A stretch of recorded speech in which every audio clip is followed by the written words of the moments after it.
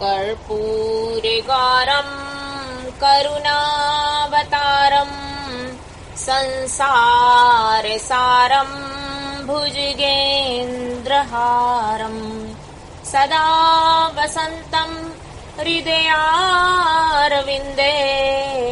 भवम भवानी सहितम नमामि।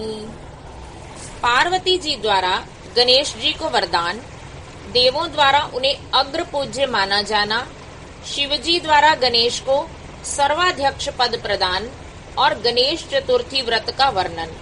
तत्पश्चात सभी देवताओं का उनकी स्तुति करके हर्ष पूर्वक अपने अपने स्थान को लौट जाना। ब्रह्मा जी कहते हैं, मुने, जब विकृत स्वरूप वाले गिरिजा पुत्र गजानन व्यग्रता रहित होकर जीवित हो उठे, तब गण नायक देवों ने उनका अभिषेक किया।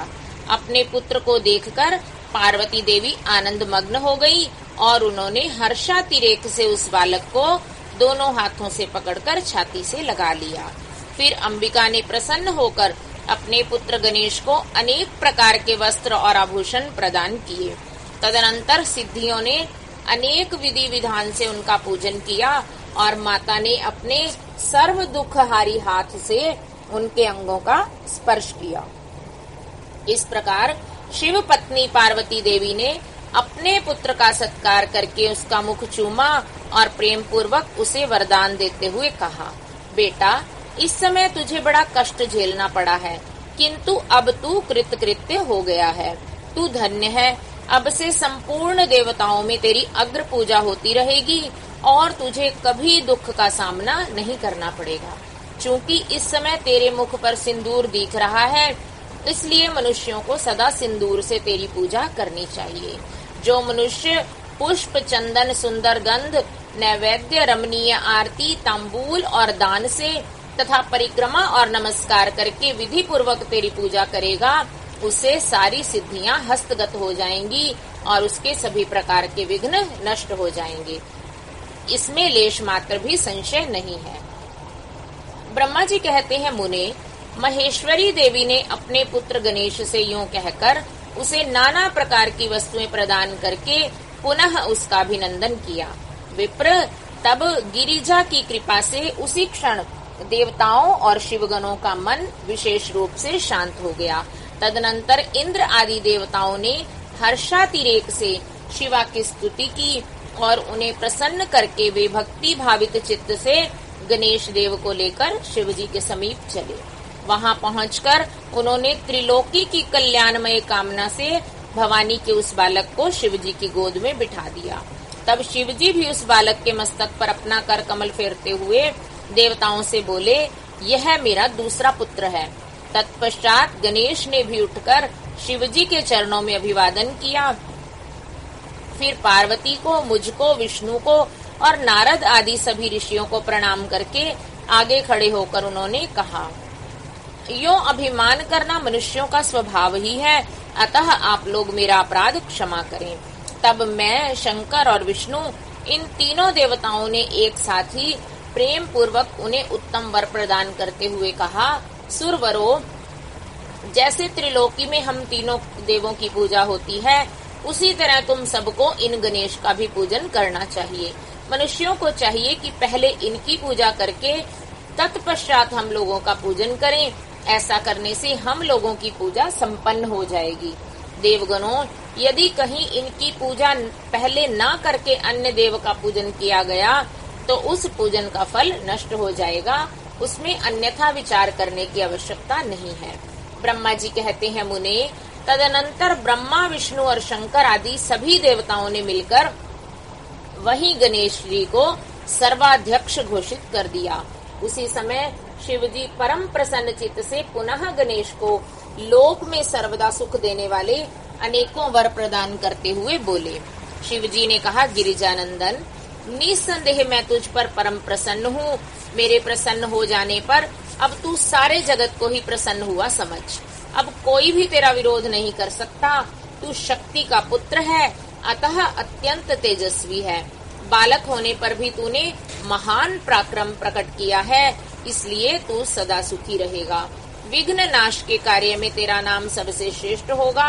तू सबका पूज्य है, अतः अब मेरे संपूर्ण गणों का अध्यक्ष हो जा। इतना कहने पर के पश्चात महात्मा शंकर अत्यंत प्रसन्नता के साथ गणेश को पुनः वरदान देते हुए बोले, गणेश्वर, तू भाद्रपद मास के कृष्ण पक्ष की चतुर्थी तिथि को चंद्रमा का शुभोदय होने पर उत्पन्न हुआ है। जिस समय गिरिजा के सुंदर चित्त से तेरा रूप प्रकट हुआ, उस समय रात्रि का प्रथम प्रहर बीत रहा था। इसलिए उसी दिन से आरंभ करके उसी तिथि में तेरा उत्तम व्रत करना चाहिए। यह व्रत परम शोभन तथा संपूर्ण सिद्धियों का प्रदाता है। वर्ष के अंत में जब पुनः वही चतुर्थी आ जाए, तब तक मेरे कथनानुसार तेरे व्रत का पालन करना चाहिए। जिन्हें संसार में अनेकों प्रकार के अनुपम सुखों की कामना हो, उन्हें चतुर्थी के दिन भक्ति पूर्वक विधि सहित तेरा पूजन करना चाहिए। जब मार्गशीर्ष मास के कृष्ण पक्ष की चतुर्थी आए, तब उस दिन प्रातः काल स्नान करके व्रत के लिए ब्राह्मणों से निवेदन करे, पूर्वोक्त विधि से उपवास करे, फिर धातु की, मूंगे की, श्वेत मदार की अथवा मिट्टी की मूर्ति बनाकर उसकी प्राण प्रतिष्ठा करे और भक्ति भाव से नाना प्रकार के दिव्य गंधों, चंदनों और पुष्पों से उसकी पूजा करे। पुनः रात्रि का प्रथम प्रहर बीत जाने पर स्नान करके दूर्वा दलों से पूजन करना चाहिए। यह दूर्वा जड़ित रहित 12 अंगुल लंबी और 3 गांठों वाली होनी चाहिए। ऐसी 101 अथवा 21 दूर्वा से उस स्थापित प्रतिमा की पूजा करे। तत्पश्चात धूप, दीप, अनेक प्रकार के नैवेद्य, तांबूल, अर्घ्य और उत्तम उत्तर पदार्थों द्वारा गणेश जी की पूजा करे और स्तवन करके उसके आगे प्रणिपात करे। यों गणेश की पूजा करने के पश्चात बाल चंद्रमा का पूजन करे। तत्पश्चात हर्ष पूर्वक ब्राह्मणों की पूजा करके उन्हें मिष्टान का भोजन कराए। उनके भोजन कर लेने के बाद स्वयं भी नमक रहित मिष्टान का ही प्रसाद पाए। फिर गणेश का स्मरण करके अपने सभी नियमों का विसर्जन कर दे। इस प्रकार करने से यह शुभ व्रत पूर्ण होता है। बेटा, यूं व्रत करते करते जब वर्ष पूरा हो जाए, तब व्रती मनुष्य को चाहिए कि वह व्रत की पूर्ति के लिए व्रतोद्यापन का कार्य भी संपन्न करे। इसमें मेरे आज्ञानुसार 12 ब्राह्मणों को भोजन कराना चाहिए। व्रती को चाहिए कि वह एक कलश स्थापित करके उस पर तेरी मूर्ति की पूजा करे। तत्पश्चात वेद विधि के अनुसार वेदी का निर्माण करके उस पर अष्टदल कमल बनाए। फिर उसी पर धन की कंजूसी छोड़कर हवन करे। पुनः मूर्ति के सामने 2 स्त्रियों और 2 बालकों को बिठाकर विधि पूर्वक उनकी पूजा करे और सादर उन्हें भोजन कराए। रात में जागरण करे। प्रातः काल पुनः पूजन करके पुनरागमन के लिए विसर्जन कर दे। बालकों से आशीर्वाद ग्रहण करे, स्वस्ति वाचन कराए और व्रत की पूर्ति के लिए पुष्पांजलि निवेदित करे। फिर नमस्कार करके नाना प्रकार के कार्यों की कल्पना करे। इस प्रकार जो इस व्रत को पूर्ण करता है, उसे अभिष्ट फल की प्राप्ति होती है। गणेश, जो श्रद्धा सहित अपनी शक्ति के अनुसार नित्य तेरी पूजा करेगा, उसके सभी मनोरथ सफल हो जाएंगे। मनुष्यों को सिंदूर, चंदन, चावल, केतकी, पुष्प आदि अनेक उपचारों द्वारा गणेश्वर का पूजन करना चाहिए। यूं जो लोग नाना प्रकार के उपचारों से भक्ति पूर्वक तेरी पूजा करेंगे, उनके विघ्नों का सदा के लिए नाश हो जाएगा तथा उनकी कार्य सिद्धि होती रहेगी। सभी वर्ण के लोग, विशेषकर स्त्रियों को यह पूजा अवश्य करनी चाहिए तथा अभ्युदय की कामना करने वाले राजाओं के लिए भी यह व्रत अवश्य कर्तव्य है। व्रती मनुष्य जिस जिस वस्तु की कामना करता है, उसे निश्चय ही वह वस्तु प्राप्त हो जाती है। अतः जिसे किसी वस्तु की अभिलाषा हो, उसे अवश्य ही तेरी सेवा करनी चाहिए। ब्रह्मा जी कहते हैं, मुने, जब शिवजी ने महात्मा गणेश को इस प्रकार वर प्रदान किया, तब संपूर्ण देवताओं, श्रेष्ठ ऋषियों और शिव के प्यारे समस्त गणों ने तथास्तु कहकर उनका समर्थन किया और अत्यंत विधि पूर्वक गणाधीश का पूजन किया। तत्पश्चात शिव गणों ने आदर पूर्वक नाना प्रकार की पूजन सामग्री से गणेश्वर की विशेष रूप से अर्चना की और उनके चरणों में प्रणाम किया। मुनीश्वर, उस समय गिरिजा देवी को जो आनंद प्राप्त हुआ, उसका वर्णन मेरे चारों मुखों से भी नहीं हो सकता। तब फिर मैं उसे कैसे बताऊं। उस अवसर पर देवताओं की दुदुम्बियां बजने लगी, अप्सराएं नृत्य करने लगी, गंधर्व श्रेष्ठ गान करने लगे और पुष्पों की वर्षा होने लगी। इस प्रकार गणेश के गणाधीश पद पर प्रतिष्ठित होने पर वहां महान उत्सव मनाया गया। सारे जगत में शांति स्थापित हो गई और सारा दुख जाता रहा। नारद, शिव और पार्वती को तो विशेष आनंद प्राप्त हुआ और सर्वत्र अनेक प्रकार के सुखदायक मंगल होने लगे। तदनंतर संपूर्ण देवगण और ऋषिगण जो वहां पधारे हुए थे, वे सभी शिव की आज्ञा से अपने अपने स्थान को चले गए।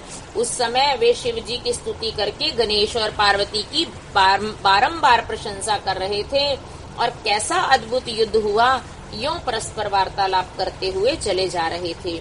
इधर जब गिरिजा देवी का क्रोध शांत हो गया, तब शिव जी भी, जो स्वात्मा राम होते हुए भी सदा भक्तों का कार्य सिद्ध करने के लिए उद्यत रहते हैं, गिरिजा के सन्निकट गए और लोगों की हित कामना से पूर्ववत नाना प्रकार के सुखदायक कार्य करने लगे।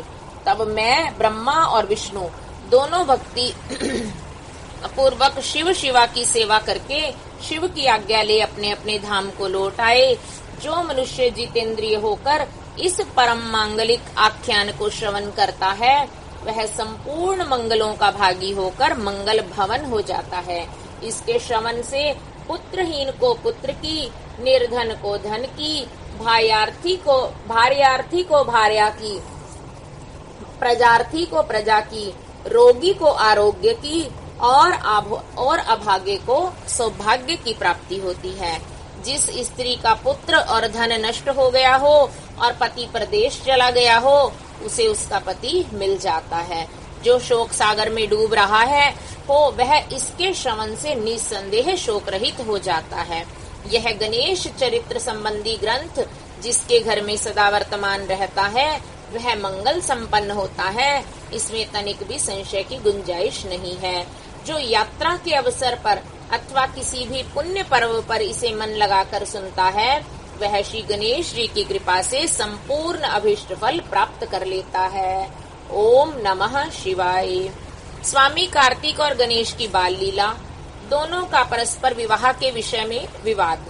शिवजी द्वारा पृथ्वी परिक्रमा का आदेश, कार्तिकेय का प्रस्थान, गणेश का माता पिता की परिक्रमा करके उनसे पृथ्वी परिक्रमा स्वीकृत कराना, विश्व रूप की सिद्धि और बुद्धि नामक दोनों कन्याओं के साथ गणेश का विवाह और उनसे क्षेम तथा लाभ नामक 2 पुत्रों की उत्पत्ति, कुमार का पृथ्वी परिक्रमा करके लौटना और क्षुब्ध होकर क्रौंच पर्वत पर चला जाना, कुमार खंड के श्रवण की महिमा। नारद जी ने पूछा, तात, मैंने गणेश के जन्म संबंधी अनुपम वृतांत तथा परम पराक्रम से विभूषित उनका दिव्य चरित्र भी सुन लिया। सुरेश्वर, उसके बाद कौन सी घटना घटी उसका वर्णन कीजिए, क्योंकि पिताजी शिव और पार्वती का उज्जवल यश महान आनंद प्रदान करने वाला है। ब्रह्मा जी ने कहा, मुनि श्रेष्ठ, तुम तो बड़े कारुणिक हो, तुमने बड़ी उत्तम बात पूछी है ऋषि सत्तम। अच्छा, अब मैं उसका वर्णन करता हूँ, तुम ध्यान लगाकर सुनो। विपेंद्र, शिव और पार्वती अपने दोनों पुत्रों की बाल लीला देख देख कर महान प्रेम में मगन रहने लगे। पुत्रों का लाड़ प्यार करने के कारण माता पिता का सुख दिनों दिन बढ़ता जाता था और वे दोनों कुमार प्रीति पूर्वक आनंद के साथ तरह तरह की लीलाएं करते थे। मुनीश्वर, वे दोनों बालक स्वामी कार्तिक और गणेश भक्ति पूरित चित्त से सदा माता पिता की परिचर्या किया करते थे। इससे माता पिता का महान स्नेह षण्मुख और गणेश पर शुक्ल पक्ष के चंद्रमा की भांति दिन प्रतिदिन बढ़ता ही गया। एक समय शिव और शिवा दोनों प्रेम पूर्वक एकांत में बैठकर यूं विचार करने लगे, हमारे ये दोनों पुत्र विवाह के योग्य हो गए हैं, अब इन दोनों का शुभ विवाह कैसे संपन्न हो। हमें तो जैसे षडानन प्यारा है वैसे ही गणेश भी है। ऐसी चिंता में पड़कर वे दोनों लीलावश आनंद मग्न हो गए। मुने, माता पिता के विचार को जानकर उन दोनों पुत्रों के मन में भी विवाह की इच्छा जाग उठी। वे दोनों पहले मैं विवाह करूंगा, पहले मैं विवाह करूंगा यूं बारंबार कहते हुए परस्पर विवाद करने लगे। तब जगत के अधीश्वर वे दोनों दंपत्ति पुत्रों की बात सुनकर लौकिक आचार का आश्रय ले परम विस्मय को प्राप्त हुए। कुछ समय बाद उन्होंने अपने दोनों पुत्रों को बुलाया और उनसे इस प्रकार कहा।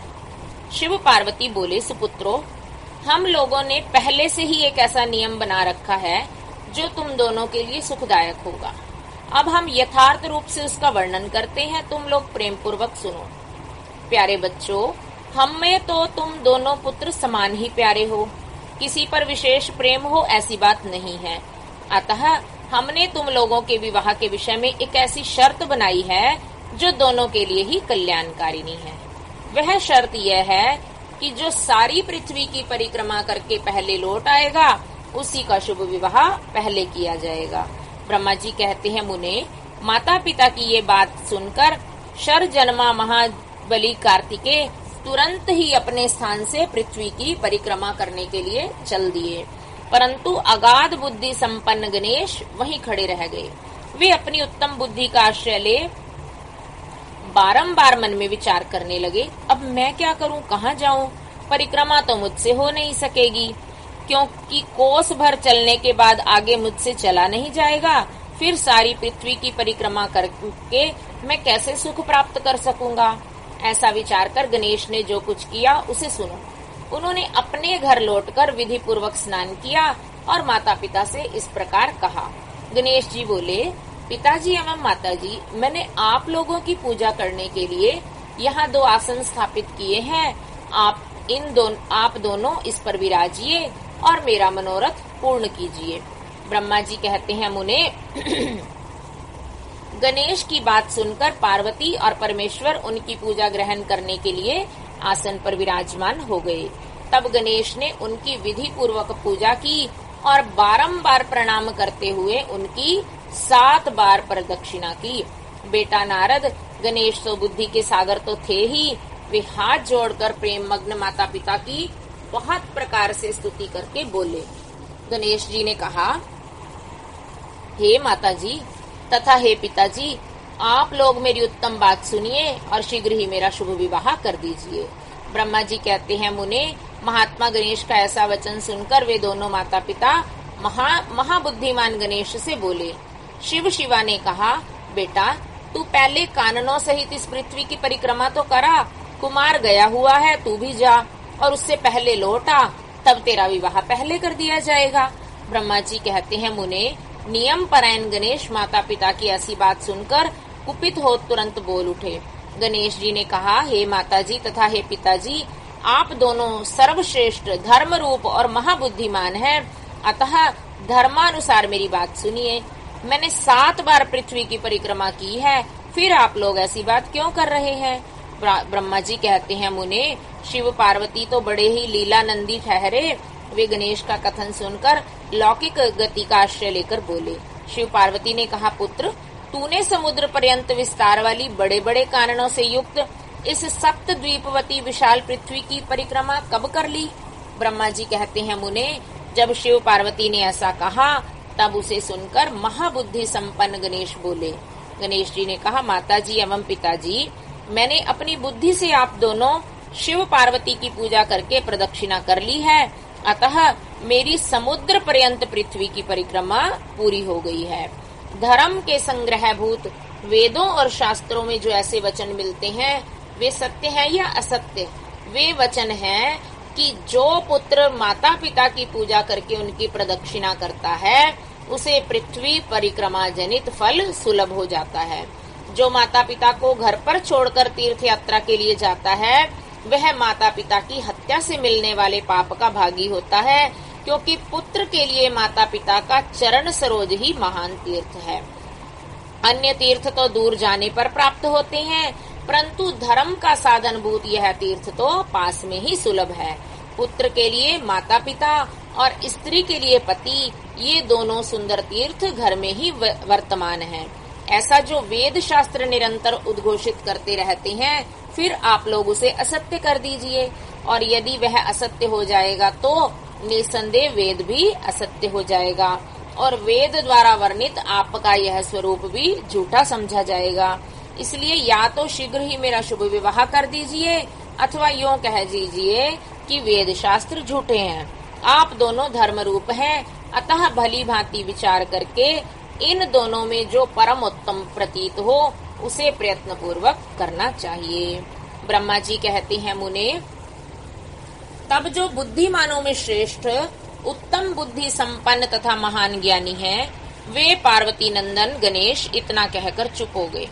उधर वे दोनों पति पत्नी जगदीश्वर शिव पार्वती गणेश के वचन सुनकर परम विस्मित हुए। तदनंतर वे यथार्थ भाषी एवं अद्भुत बुद्धि वाले अपने पुत्र गणेश की प्रशंसा करते हुए बोले। शिवा शिव ने कहा, बेटा, तू महान आत्मबल से संपन्न है, इसी से तुझ में निर्मल बुद्धि उत्पन्न हुई है। तूने जो बात कही है वे बिल्कुल सत्य है, अन्यथा नहीं है। दुख का अवसर आने पर जिसकी बुद्धि विशिष्ट हो जाती है, उसका दुख उसी प्रकार विनष्ट हो जाता है जैसे सूर्य के उदय होते ही अंधकार। जिसके पास बुद्धि है वही बलवान है, बुद्धिहीन के पास बल कहाँ। पुत्र, वेद शास्त्र और पुराणों में बालक के लिए धर्म पालन जैसी जो बात कही गई है वह सब तूने पूरी कर ली है। तूने जो बात की है वह दूसरा कौन कर सकता है। हमने तेरी वह बात मान ली, अब इसके विपरीत नहीं करेंगे। ब्रह्मा जी कहते हैं, नारद, यूं कहकर उन दोनों ने बुद्धि सागर गणेश को सांत्वना दी और फिर उसके विवाह के संबंध में उत्तम विचार करने लगे। इसी समय जब प्रसन्न बुद्धि वाले प्रजापति विश्वरूप को शिवजी के उद्योग का पता चला, तब उस पर विचार करके उन्हें परम सुख प्राप्त हुआ।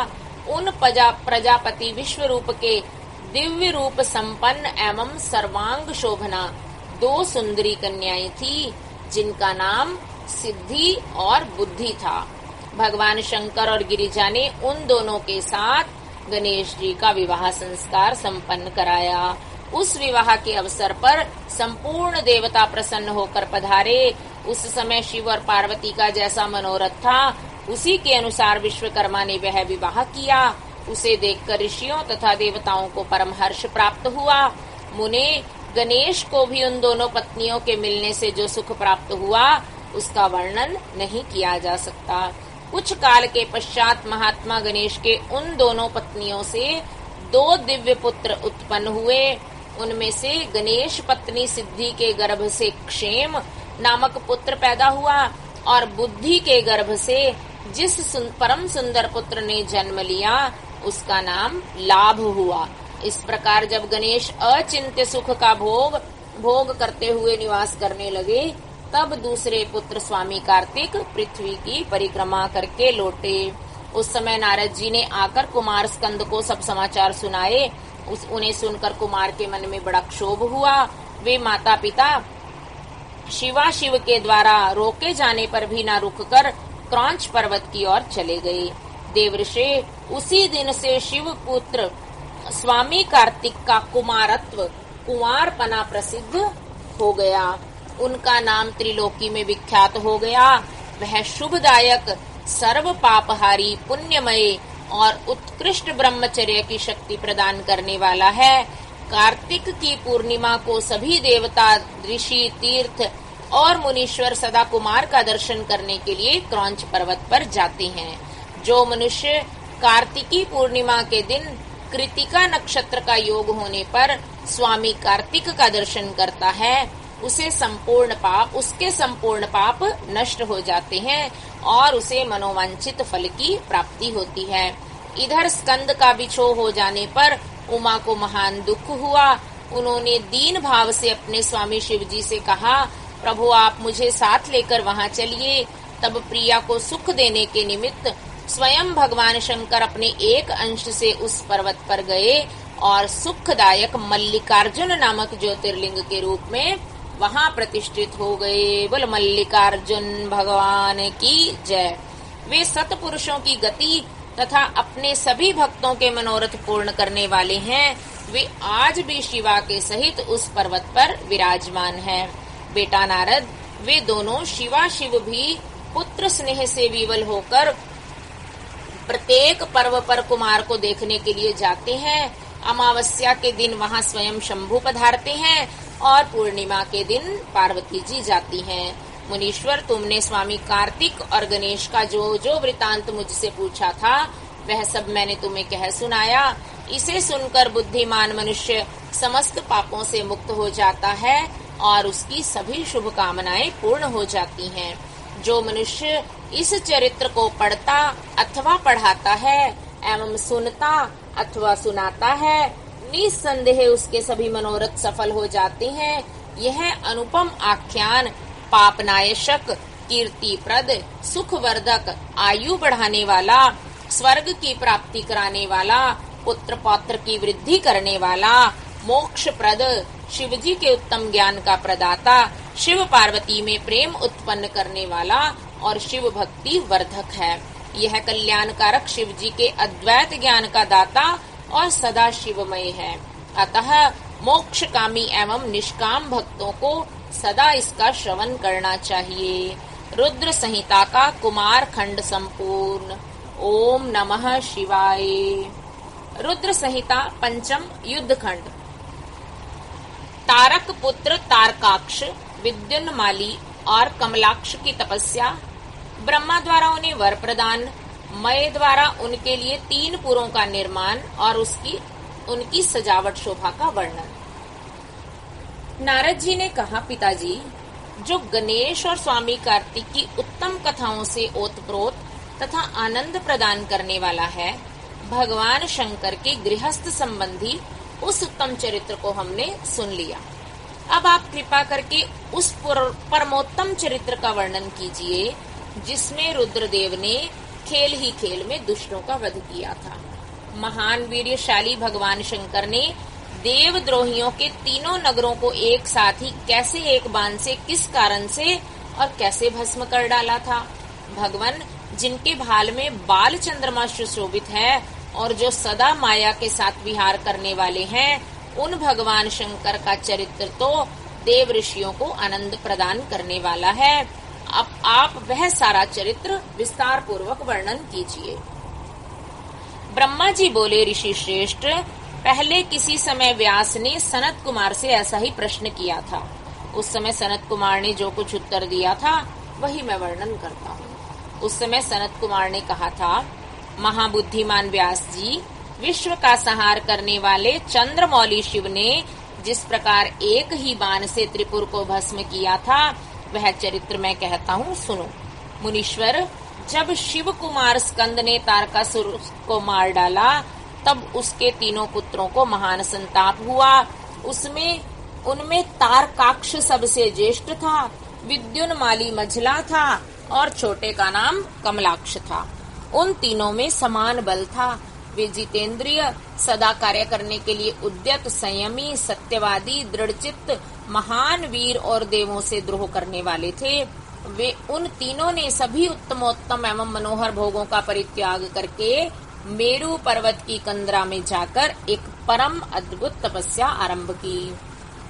वहां उन्होंने हजारों वर्षों तक ब्रह्मा जी की प्रसन्नता के लिए अत्यंत उग्र तप किया। तब सुर और असुरों के गुरु महायशस्वी ब्रह्मा जी उनकी तपस्या से अत्यंत संतुष्ट होकर उन्हें वर देने के लिए प्रकट हुए। ब्रह्मा जी ने कहा, महादैत्यो, मैं तुम लोगों के तप से प्रसन्न हो गया हूँ, अतः तुम्हारी कामना के अनुसार तुम्हें सभी वर प्रदान करूंगा। देवद्रोहियों, मैं सबकी तपस्या के फलदाता और सर्वदा सब कुछ करने में समर्थ हूँ। अतः बताओ, तुम लोगों ने इतना घोर तप किस लिए किया है? सनत कुमार जी कहते हैं, मुने, ब्रह्मा जी की वह बात सुनकर उन सब ने अंजलि बांधकर पितामह के चरणों में प्रणिपात किया और फिर धीरे धीरे अपने मन की बात कहना आरंभ किया। दैत्य बोले, देवेश, यदि आप हम पर प्रसन्न हैं और हमें वर देना चाहते हैं तो हमें वर दीजिए कि हम समस्त प्राणियों में सबके लिए अवध्य हो जाएं। जगन्नाथ, आप हमें स्थिर कर दें और हमारे जरा, रोग आदि सभी शत्रु नष्ट हो जाएं तथा कभी भी मृत्यु हमारे समीप न फटके। हम लोगों का ऐसा विचार है कि हम लोग अजर अमर हो जाएं और त्रिलोकी में अन्य सभी प्राणियों को मौत के घाट उतारते रहें, क्योंकि ब्राह्मण यदि 5 ही दिनों में काल के गाल में चला जाना निश्चित है तो अतुल लक्ष्मी, उत्तमोत्तम नगर, अन्य भोग सामग्री, उत्कृष्ट पद और ऐश्वर्य से क्या प्रयोजन। मेरे विचार से तो उस प्राणी के लिए ये सभी व्यर्थ ही हैं। सनत कुमार जी कहते हैं, महर्षि, उन तपस्वी दैत्यों की यह बात सुनकर ब्रह्मा अपने स्वामी गिरीशाई भगवान शंकर का ध्यान करके बोले। ब्रह्मा जी ने कहा, असुरों, अमरत्व सभी को नहीं मिल सकता, अतः तुम लोग अपना यह विचार छोड़ दो। इसके अतिरिक्त अन्य कोई वर जो तुम्हें रुचता हो मांग लो, क्योंकि दैत्यों, इस भूतल पर जहाँ कहीं भी जो प्राणी जन्मा है अथवा जन्म लेगा वह जगत में अजर अमर नहीं हो सकता। इसलिए पाप रहित असुरों, तुम लोग स्वयं अपनी बुद्धि से विचार कर मृत्यु की वंचना करते हुए कोई ऐसा दुर्लभ एवं दुस्साध्य वर मांग लो जो देवताओं और असुरों के लिए अशक्य हो। उस प्रसंग में तुम लोग अपने बल का आश्रय लेकर पृथक पृथक अपने मरण में किसी हेतु को मांग लो, जिससे तुम्हारी रक्षा हो जाए और मृत्यु तुम्हें वरण न कर सके। सनत कुमार जी कहते हैं, महर्षि, ब्रह्मा जी के ऐसे वचन सुनकर वे 2 घड़ी तक ध्यानस्थ हो गए। फिर कुछ सोच विचार कर सर्वलोक पितामह ब्रह्मा जी से बोले। दैत्यों ने कहा, भगवान, यद्यपि हम लोग प्रबल पराक्रमी हैं, तथापि हमारे पास कोई ऐसा घर नहीं है जहां हम शत्रुओं से सुरक्षित रहकर सुखपूर्वक निवास कर सकें। अतः आप हमारे लिए ऐसे 3 नगरों का निर्माण करा दीजिए जो अत्यंत अद्भुत और संपूर्ण संपत्तियों से संपन्न हो तथा देवता जिनका प्रदर्शन न कर सकें। लोकेश, आप तो जगत गुरु हैं, हम लोग आपकी कृपा से ऐसे 3 पुरों में अधिष्ठित होकर इस पृथ्वी पर विचरण करेंगे। इसी बीच तारकाक्ष ने कहा कि विश्वकर्मा मेरे लिए जिस नगर का निर्माण करें वह स्वर्णमय हो और देवता भी उसका भेदन न कर सके। तत्पश्चात कमलाक्ष ने चांदी के बने हुए अत्यंत विशाल नगर की याचना की और विद्युन्माली ने प्रसन्न होकर वज्र के समान कठोर लोहे का बना हुआ बड़ा नगर मांगा। ब्राह्मण, ये 3 पुर मध्याह्न के समय अभिजीत मुहूर्त में चंद्रमा के पुष्य नक्षत्र में स्थित होने पर एक स्थान पर मिला करेंगे और आकाश में नीले बादलों पर स्थित होकर ये क्रमशः एक के ऊपर एक रहते हुए लोगों की दृष्टि से ओझल रहें। फिर पुष्करा व्रत नामक काल मेघों के वर्षा करते समय 1 सहस्त्र वर्ष के बाद ये 3 नगर परस्पर मिलें और एक ही भाव को प्राप्त हो, अन्यथा नहीं।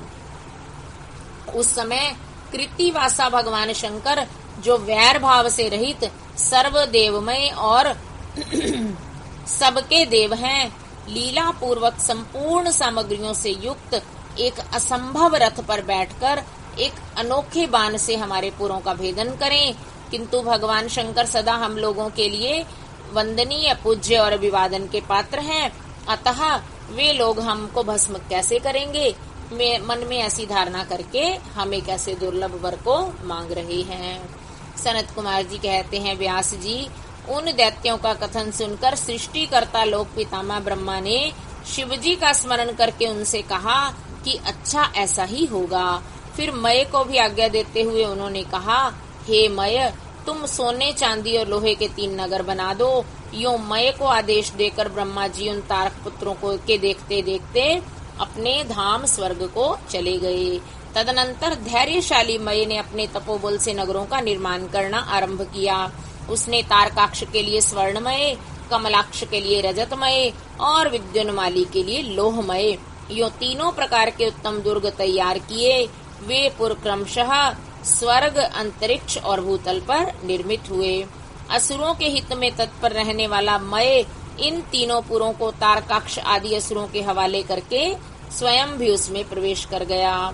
इस प्रकार उन 3 पुरों को पाकर महान बल पराक्रम से संपन्न वे तारकासुर के लड़के उनमें प्रविष्ट हुए और समस्त भोगों का उपभोग करने लगे।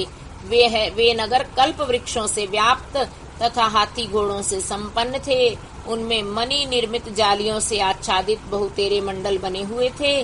वे पद्मराग के बने हुए एवं सूर्य मंडल के समान चमकीले विमानों से, जिनमें चारों ओर दरवाजे लगे थे, शोभायमान थे। कैलाश शिखर के समान ऊंचे तथा चंद्रमा के समान उज्जवल दिव्य प्रासादों तथा गोपुरों से उनकी अद्भुत शोभा हो रही थी। वे अप्सराओं, गंधर्वों, सिद्धों तथा चारणों से खचाखच भरे थे। प्रत्येक महल में शिवालय तथा अग्निहोत्रशाला की प्रतिष्ठा हुई थी। उनमें शिव भक्ति परायण शास्त्रज्ञ ब्राह्मण सदा निवास करते थे। वे बावली, कूप, तालाब और बड़ी बड़ी तलैयों से तथा समूह के समूह स्वर्ग से च्युत हुए वृक्षों से युक्त उद्यानों और वनों से में सुशोभित थे। बड़ी बड़ी नदियों, नदों और छोटी छोटी सरिताओं से जिनमें कमल खिले हुए थे उनकी शोभा और बढ़ गई थी। उनमें संपूर्ण कामनाओं को पूर्ण करने वाले अनेकों फलों के भार से लदे हुए वृक्ष लगे थे, जिनसे वे नगर विशेष मनोहर लगते थे। वे झुंड के झुंड मदमत गजराजों से, सुंदर सुंदर घोड़ों से, नाना प्रकार के आकार प्रकार वाले रथों एवं शिविकाओं से अलंकृत थे। उसमें समयानुसार पृथक पृथक क्रीड़ा स्थल बने हुए थे और वेद अध्ययन की पाठशालाएं भी भिन्न भिन्न निर्मित हुई थी। वे पापी पुरुषों के लिए मन वाणी से भी अगोचर थे। उन्हें सदाचारी पुण्यशील महात्मा ही देख सकते थे। पति सेवा पारायण तथा कुधर्म से विमुख रहने वाली पतिव्रता नारियों ने उन नगरों के उत्तम स्थलों को सर्वत्र पवित्र कर रखा था। उनमें महाभाग शूरवीर दैत्य और श्रुति समृद्धि के अर्थ के तत्वज्ञ एवं सर्वधर्म परायण ब्राह्मण अपनी स्त्रियों तथा पुत्रों के साथ निवास करते थे। उनमें मय द्वारा सुरक्षित ऐसी सुदृढ़ पराक्रमी वीर भरे हुए थे, जिनके केश नील कमल के समान नीले और घुंघराले थे। वे सभी सुशिक्षित थे, जिससे उनमें सदा युद्ध की लालसा भरी रहती थी। वे बड़े बड़े समरों से प्रेम करने वाले थे और ब्रह्मा शिव का पूजन करने से उनके पराक्रम विशुद्ध थे। वे सूर्य, मरुदगन और महेंद्र के समान बली थे। देवताओं के मथन करने वाले थे। वेदों, शास्त्रों और पुराणों में जिन जिन धर्मों का वर्णन किया गया है, वे सभी धर्म और शिव के प्रेमी देवता वहाँ चारों ओर व्याप्त थे।